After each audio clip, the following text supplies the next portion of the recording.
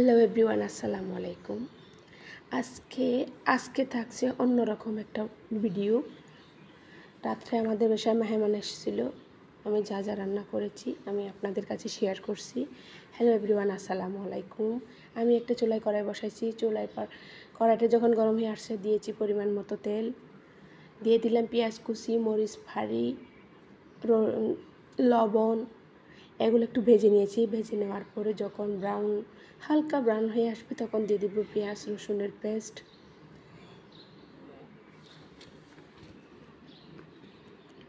এই যে এগুলো একটু ভালো করে ভেজে নিব। এই যে ভেজে নেওয়ার পরে আমি দিয়ে দিব হলুদের গুঁড়া 2 টেবিল চামচ। এগুলো আমি আবার একটু ভেজে নিব। হলুদের গুঁড়াটা ভাজার পরে একটু পানি অ্যাড করব যাতে মশলাটা পুড়ে না যায়। এই জন্য পানি দিয়ে দিলাম, দিয়ে নেড়ে চেড়ে অনবরত নাড়তে থাকতে হবে। এই যে নাড়ছি।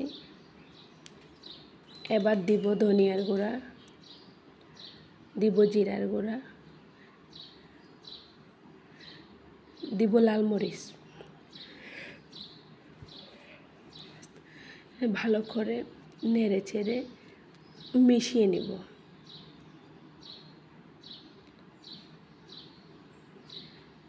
এই যে মিশিয়ে আমি ভালো করে কষিয়ে নিব। এমনভাবে কষাইতে হবে যাতে মশলা থেকে তেলটা ছেড়ে দেয়। আপনি এই মশলাটা যত কষাবেন তত আপনার তরকারিটা স্বাদ হবে। দিয়ে দিলাম একটা টমেটো, ওটাও একটু করে তারপরে দিয়ে দিব আমি সামুদ্রিক মাছ। এই মাছটার আমি নাম জানি না, সরি আপনাদের বলতে পারলাম না। এটা হচ্ছে সামুদ্রিক মাছ, বড় মাছ।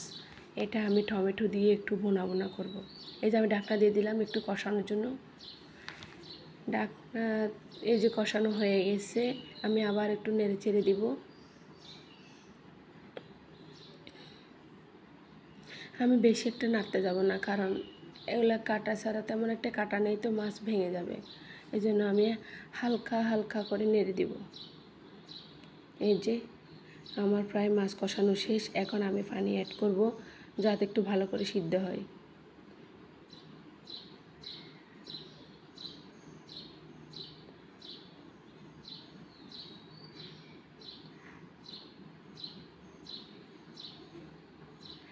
এই যে এখন দিয়ে দিব আর একটা টমেটো অর্ধেক, তারপর দিয়ে দিব 3-4টার মতো কাঁচামরিচ। এবার ঢাকনা দিয়ে দিব, বলক ওঠা পর্যন্ত অপেক্ষা করব। এই যে ব্লক উঠেছে। এই যে আমি এখন দিয়ে দিব গরম মশলা। এই আমার রান্নাটা প্রায় কমপ্লিট। এখন আমি একটু নেড়ে চেড়ে নামিয়ে নিব। এই যে আমার হয়ে গেছে। আমি আর একটা ডেকচিতে ঢেলে নিয়েছি। এই যে এখন আমি আরেকটা রান্নাতে চলে যাব।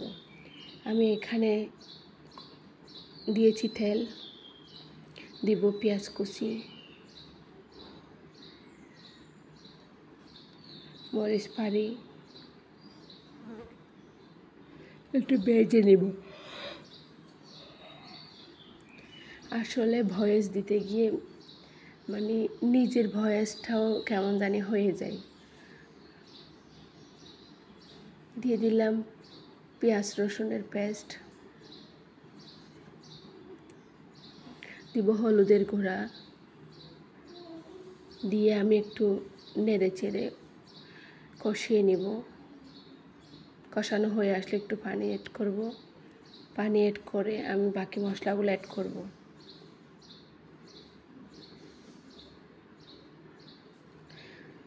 ধনিয়ার গুঁড়া, জিরার গুঁড়া, আর দেবো লাল মরিচ। আমি লাল মরিচটা কালারের জন্য ইউজ করতেছি, ঝালের জন্য না, কারণ এখানে মরিচ পাড়ি বেশি দেওয়া হয়েছে। দিলাম পানি। এই যে আমি এটা রান্না করব পাবদা মাছ।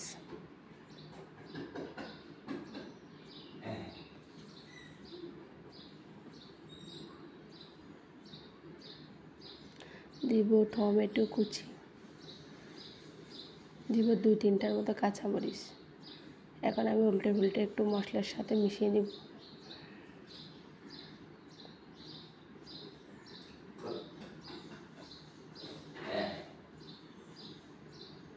এখন একটু সিদ্ধ হওয়ার জন্য পানি দিব। আমি আর একটু নেড়ে দিব। এই যে এখন আমি কষাইতে দিয়ে দিব।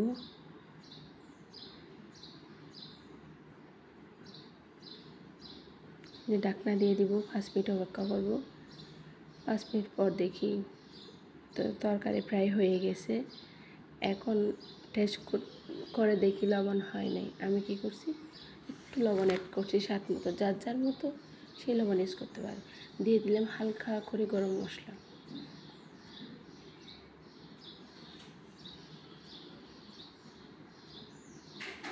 এই যে আমি নেড়ে ছেড়ে এখন নামিয়ে নিব।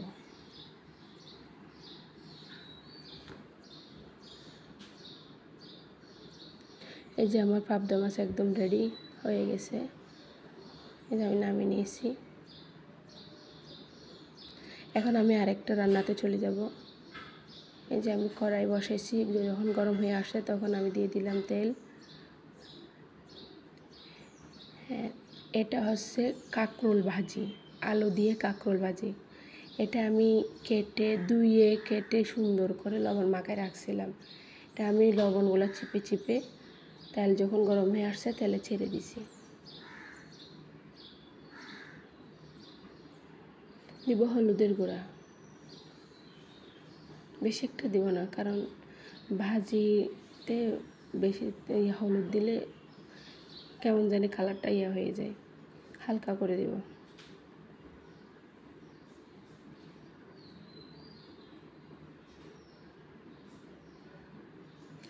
এখন দিয়ে দিব মরিচ, কারণ আমার মরিচ ফাড়ি শেষ হয়ে গেছে, তাই আমি একবারে ডিরেক্ট ওখানে ফেলে দিয়ে দিচ্ছি। এখন অনবরত নেড়ে চেড়ে পানি শুকা পর্যন্ত অপেক্ষা করব। যখন পানি শুকিয়ে আসবে তখন আমি দিয়ে দিব পেঁয়াজ কুচি। এখন আমি আরেকটু ভালো করে নেড়ে ছেড়ে দিব। আপনারা অনেক সময় দেখা যায় আলু ভাজি লবণ মাখানো ছাড়া যদি ভাজি করা হয় ওটা ভেঙে যায়। আপনারা লবণ মাখায় রাখবেন, লবণ যখন চিপে চিপে গরম তেলে ছেড়ে দিবেন তখন ভাজিটাও ঠিক থাকবে, একটা ভাজিও ভাঙবে না, কিন্তু খেতেও অনেক মজা হয়। এই যে আমি দিয়ে দিলাম পেঁয়াজ কুচি, দিয়ে আমি ঢাকনা দিয়ে দিয়েছিলাম। এখন 2 মিনিট পর ফিরে এসে দেখি আমার ভাজি প্রায় হয়ে গেছে।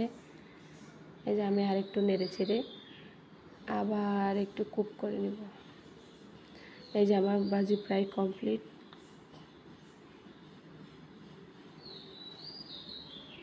এখন আমি আরেকটা রান্নায় চলে যাব। চুলায় একটা ডেকচি বসিয়েছি, ডেকচিতে দিয়েছি তেল, দিব 4টার মতো পেঁয়াজ। এটা হচ্ছে নোনা ইলিশ, 2 পেঁয়াজি করব।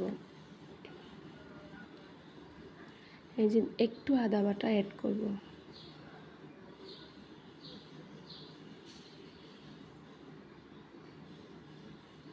এখন আমি ধুয়ে রাখা একটা ছোট্ট ইলিশ, নোনা ইলিশ, এটা আমি কেটে সুন্দর করে ধুয়ে এক সাইডে রেখে দিয়েছি। এখন দিয়ে দিলাম টমেটো কুচি। এই যে দিয়ে দিলাম কাঁচামরিচ ফাড়ি আর নোনা ইলিশ, এটা হচ্ছে ধুয়ে সুন্দর করে কুটে রেখেছিলাম। এখন অ্যাড করব আমি বাকি মশলাগুলো। দিব ধনিয়ার গুঁড়া,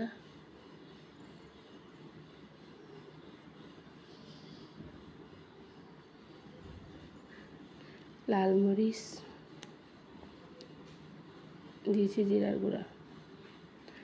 আমি নেড়ে ছেড়ে মশলা পুড়ে যাচ্ছে, তো তাই আমি হালকা করে পানি অ্যাড করছি।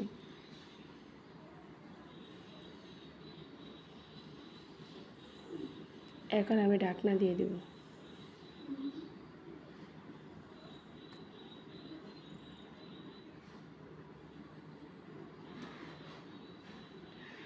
ঢাকনা দিয়ে আমি 5 মিনিট কষিয়ে নেব।